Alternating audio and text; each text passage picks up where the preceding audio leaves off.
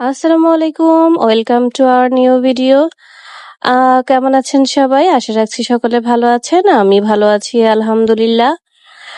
যতক্ষণ শ্বাস ততক্ষণ আশ। এরকম একটা কথা প্রচলিত আছে। কিন্তু নিজের বাস্তব জীবন দিয়ে দেখছি আসলেই কথাটার কতটা গুরুত্ব একজন মানুষের জীবনে।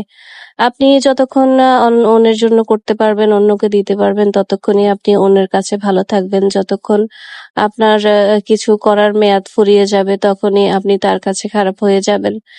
একটা জীবনে এসে মনে হবে যে যতক্ষণ না অন্যের জন্য করতে পারছি, যতক্ষণ অন্যকে দিতে পারছি, ততক্ষণই তার কাছে ভালো আছি। আসলে প্রত্যেকের জীবন তো আর একরকম হয় না। একেকজনের জীবনের এক্সপেরিয়েন্স একেক রকম হয়ে থাকে।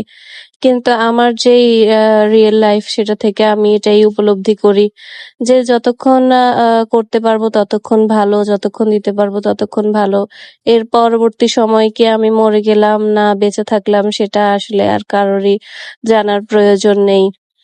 তো আজকে একটা আমি রান্নার ভিডিও আপনাদের সাথে শেয়ার করতে চলেছি।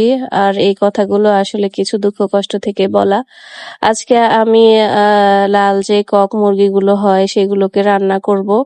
রান্না করার জন্য আমি এখানে তেল দিয়েছি। তেলের মধ্যে পেঁয়াজ কুচি আর লবণ দিয়ে পেঁয়াজটাকে একটু নরম করে ভেজে নিয়েছি। তারপর আমি কাঁচামরিচ বাটা ইউজ করেছি। যেহেতু আমি একটু সাদা, সাদা করে রান্না করব তাই আমি এখানে গুঁড়া মরিচটা এড করব না। আর এখানে আমি আদা রসুন বাটা আর হলুদের গুঁড়াটাও দিয়ে দিয়েছি। এবার অল্প করে কষিয়ে এখানে আমি আরো কিছু মসলা এড করব।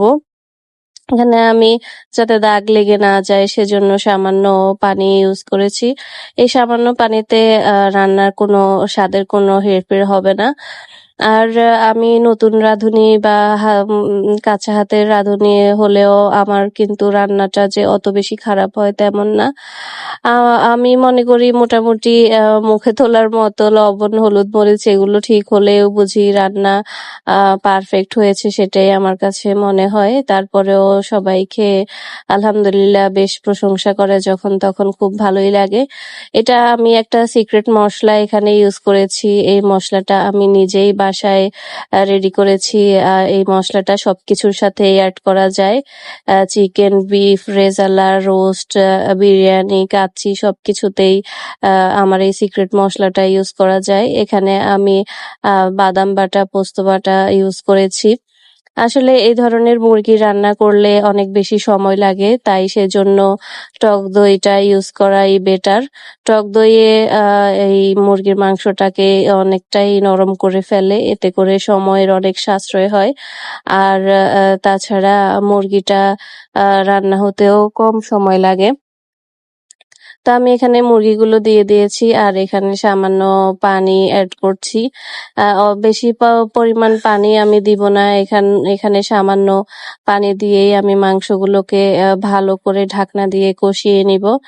আর এখানে আমি তেমন কোনো মসলাই ইউজ করব না।